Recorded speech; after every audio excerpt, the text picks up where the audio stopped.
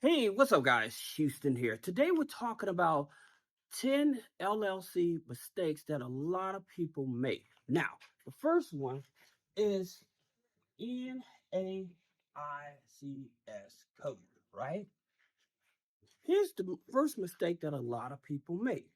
When people go into business, they don't think about, is this a lendable NAICS code, right? So in terms of, they're just thinking about, I need to get a business going, I need to get some money, but they don't think about the NAICS code, okay? So in terms of, they hear about people that are starting like a restaurant, right? Or they're in credit repair. So understanding that these are high risk NAICS codes, okay? And like when people go over to like Navy Federal, right? And they're wondering, well, how come Navy Federal wouldn't even open up my business checking account? And the reason is because you have a high risk NAICS code, okay? So people may think like an ATM, right? Or investments, right? So when you think of these, you have to keep in mind these are high risk NAICS code. All right, there's actually 15 of them to be exact that are high risk. So in terms of when you're thinking about your LLC, starting your LLC, you really have to be very cautious in terms of the NAICS code to make sure that it's a lendable. Now, I'm not saying in terms of these NAICS code, these high risk NAICS code, that they're not lendable. Okay, it's just that because they're high risk, you're going to have to go through high risk institutions in order to grab capital.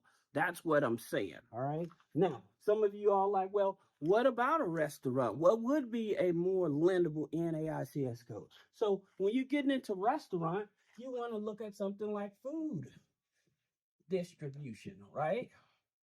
You want to look at something like food distribution, all right? In reference to credit repair, document preparation, all right? That's what I mean.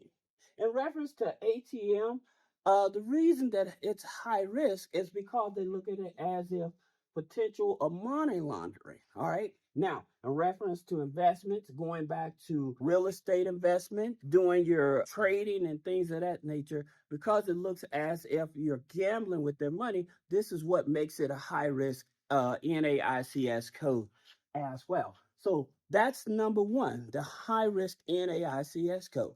Now, number two, people make this mistake. People will go and get their EIN number before they get their paperwork from the Secretary of State. The reason that you do not want to do this is because if you get your EIN number first, and then you had your name say Jeff Timms, right? Jeff Timms Lumber or something like that, right? Well, the thing about it, if there's an existing Jeff Timms Lumber with the Secretary of State already registered as an LLC, guess what's going to happen? Your paperwork gets rejected. All right.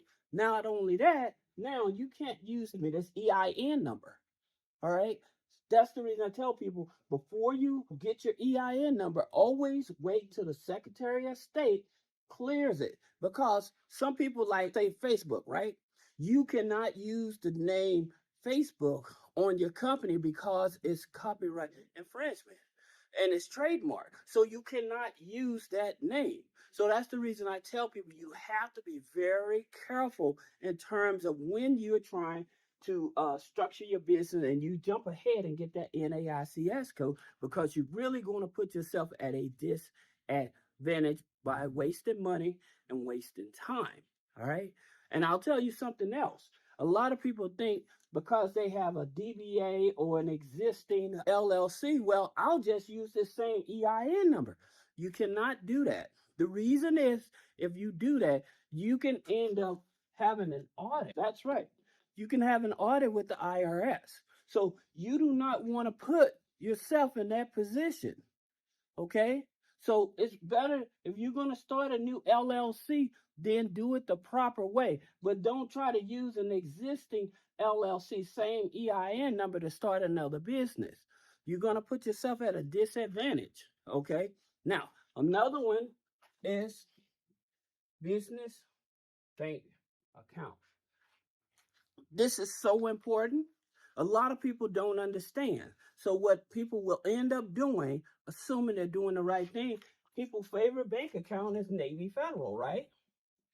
Well, here's the problem with Navy Federal because they do not report to the business credit bureaus. Now, Navy Federal, yes, they will give you funding for your business with no revenue in the business with the right NAICS code.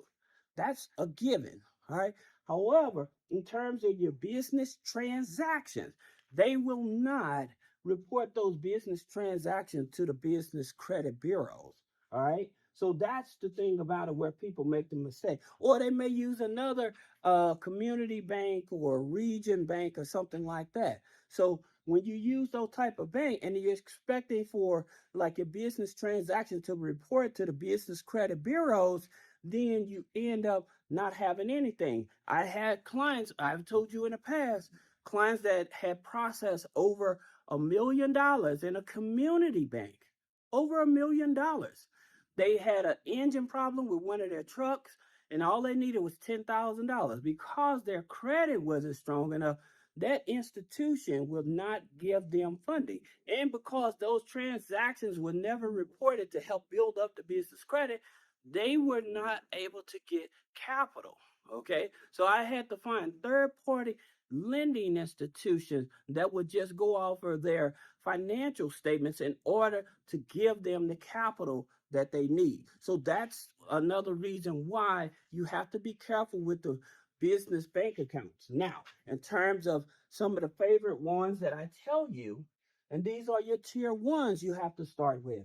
It would either be a City Bank, Chase, or Capital One. The reason is because they report to most of the business credit bureaus. Now, for those of you who are not familiar with the business credit bureaus, you're talking about Experian, Equifax, Small Business Financial Exchange, and then that information is picked up with Dun and Bradstreet, right? Now, here's the thing about it where people get confused. They figure that, well, I have an 80 Paydex or 100 Paydex. How come I'm not getting any funding? Because 90% of the institutions, they don't use Dun and Bradstreet to determine if they're going to give you funding. That's the problem. So when people trying to, and it's important to have net 30s, and we're going to talk about that. But when people just focus on different net 30s like your Granger, Seaton, and Uline, that's not helping you build up your business credit file so that you can get funding. All right. Another thing in reference to what people make a mistake, number 4, is no daily or weekly deposits, right? So if you don't have daily or weekly deposits in your business bank account, this isn't going to help your business bank rating. Okay. You have to show activity in the business bank account. Now, the average I tell people, usually if you can, at least about $50 and upwards.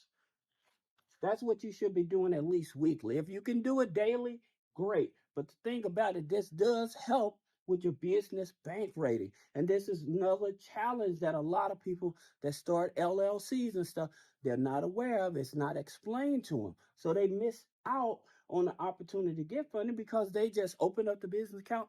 They don't do anything with it. They don't do anything with it. So you miss out on that. Now, number 5, we're talking about is this is very important, and I want to talk about this. Payroll. A lot of people will start their business bank account and they won't even consider setting up payroll. By the way, for those of you that need help setting up payroll, click the link in the description. Now, here's the reason why. Okay. When you have transactions going in and out of your bank account and you are working for your LLC, And whenever LLC makes revenue, it has to be distributed to everybody on board. Okay, that income has to be distributed. And so sometimes when this income is distributed, it pushes up your adjusted gross income. All right. And so what people get in trouble with is because they overstate their expenses, and this creates an audit. So that's the reason I tell people you have to be very careful. Now, when most people they go to like an attorney or a CPA to set up the LLC, the main thing that these companies are focusing on is helping you hide from the IRS. Okay. They're not looking at you as a growth company.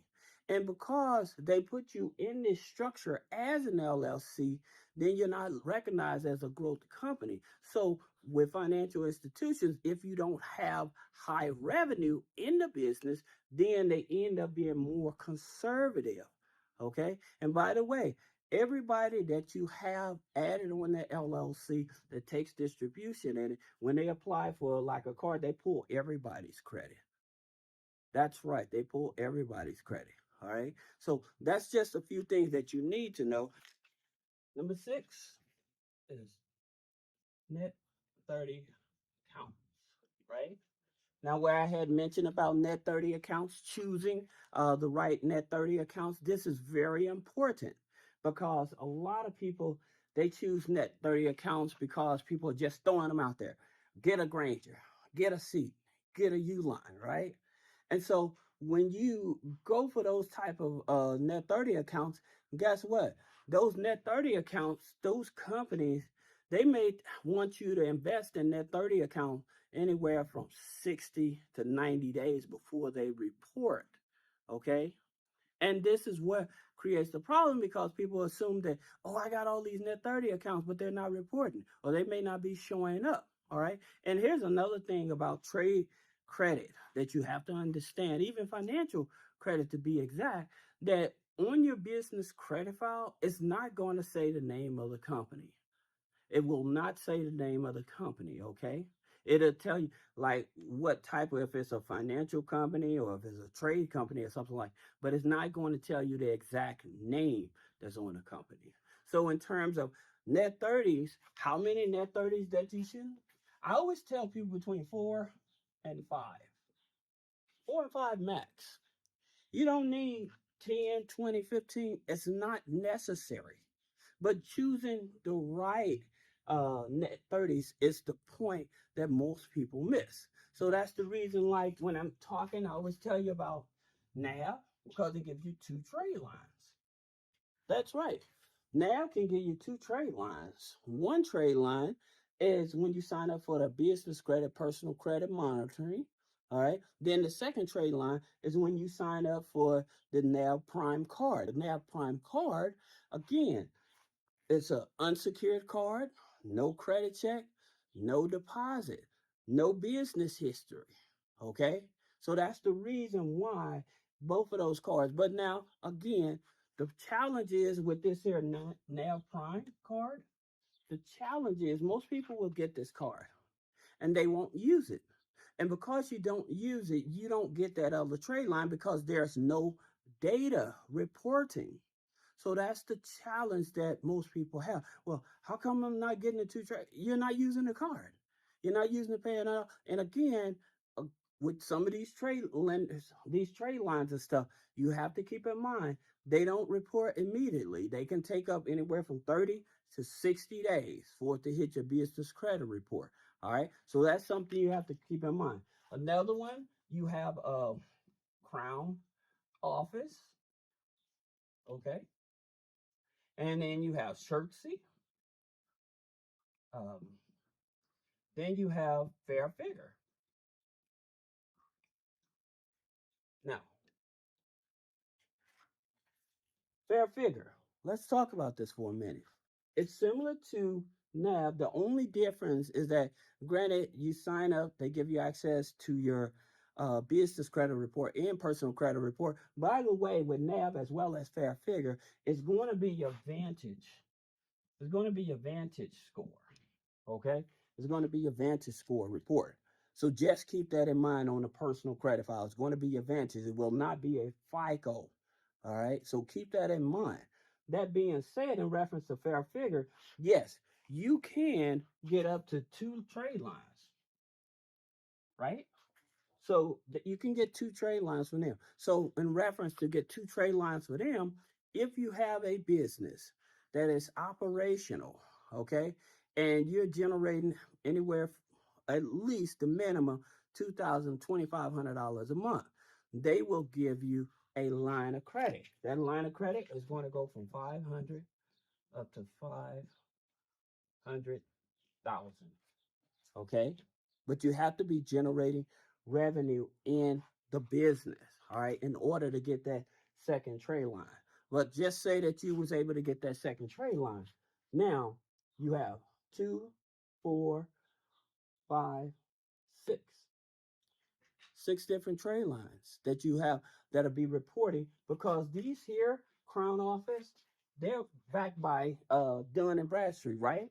So they're Equifax, Experian, DNB. Equifax, Experian, DNB. Okay? So this is your Equifax, Experian, excuse me. Then, in reference to fair figure, you have Small Business Financial Exchange, Experian, Equifax, uh, Credit Safe.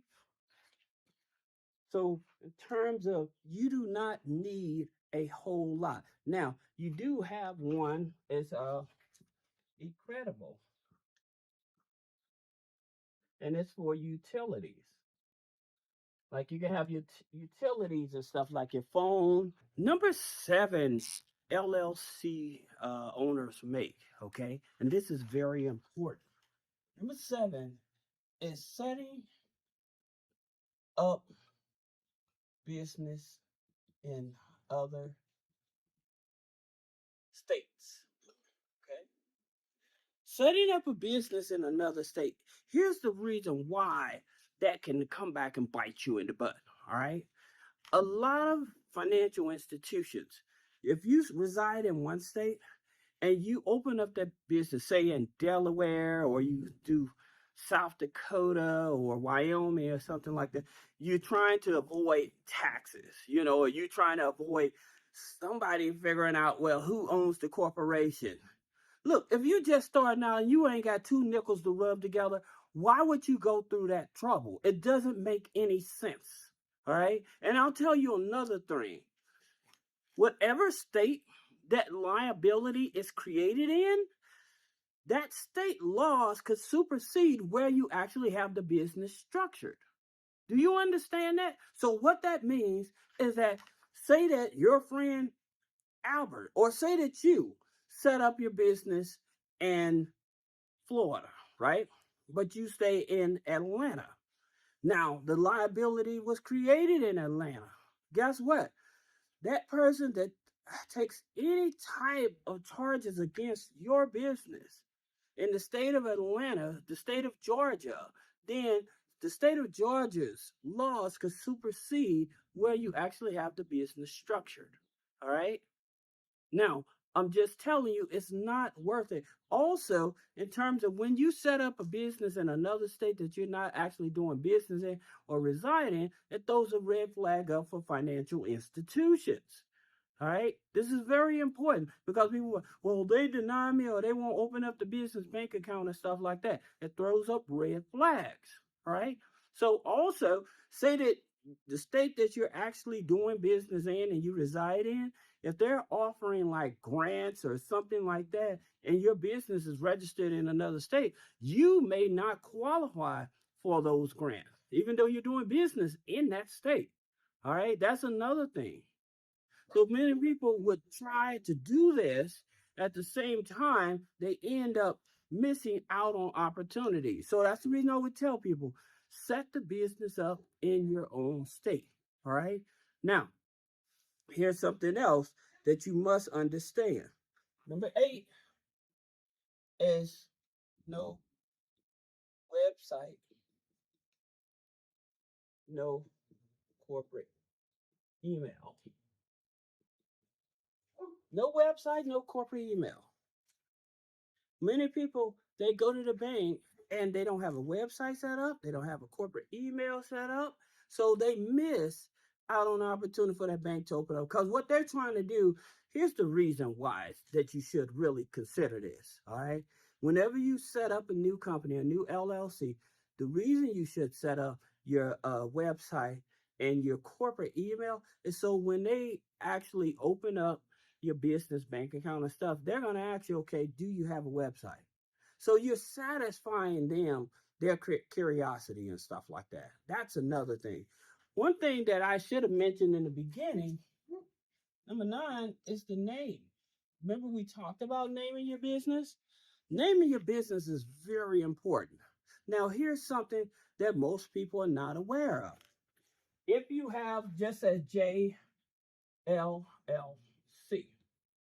all right, and you have that there, that comma there, all right, if that comma is not on your EIN, then this also can stop them from opening up your business bank account or your abbreviations, all right? So this, many people know this abbreviation as street, right? So then some people will abbreviate this, thinking that that means street. Well, financial institutions think that's a suite office, right? So that's the reason you have to be very careful to make sure all the information matches. That's the reason, like I said, getting access to NAV or to Fair Figure, and I put a link down below to make sure that all your business information is matching up. So when you're applying for open up a bank account, when you're applying for like a credit card or a loan and things of that nature, that the information matches. All right, this is very important. Now, here's another thing. Let's talk about this. And this is big. This is an address. Okay.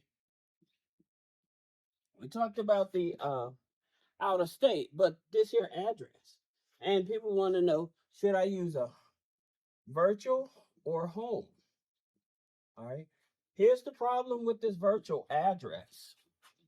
A lot of institutions are running to where people are recycling this virtual address. So say that you went and got a virtual address, okay? So you went and got a virtual address and you'd have set your company up and stuff like that. However, somebody prior to you had already used that address and that applied for like trade credit and for loans and stuff, and they defaulted on all of that. Well, now that person's name plus the company plus the address is flagged. Okay? So because those are flagged, now when you try to apply for a loan or a credit card or something like that, it's going to make it more challenging for you. That's the reason I tell people in terms of, I know you're like, well, I don't want people looking up my home address, but this is what you do. You apply for your EIN and everything, your home address, and then when you bank account and stuff, you have it forwarded at a separate address. Okay, so that way you're still protected. But in terms of when you use these virtual offices like this for everything, again, because somebody else probably had that address before you, they end up having a home address versus a virtual office is not going to stop you from getting business funding. All right. It's not going to stop you from getting business funding. Okay. Now, here's one other, and this is very important. Number 11 is using uh, old companies, old corps, right? When you're trying to use an old corp, I talked about this about the EIN number and stuff like that. When you try to use an old corp and it doesn't have taxes, it doesn't have bank statements, then even though it's an old corp, that's not going to justify you getting funding because there's no relationship, no proofs of revenue and stuff like that. So that's the reason I tell people, hey, if you're going to use a corp and there's no taxes and no taxes, no bank statement, you might as well just go ahead and just start up another company. Now, I don't tell people to dissolve their old company. If you want to use your old company, then you have to bring your taxes up to date. All right. For most lending institutions, especially if you're trying to go after funding without your personal credit, use an EIN. For most lending institutions, They want you between 3 to 6 months of bank statements. 3 to 6 months of bank statement. All right. So if you have any other question about business credit funding, personal credit funding, removing negative items off the credit, click the link in the description. Schedule a one-on-one consultation. Thank you.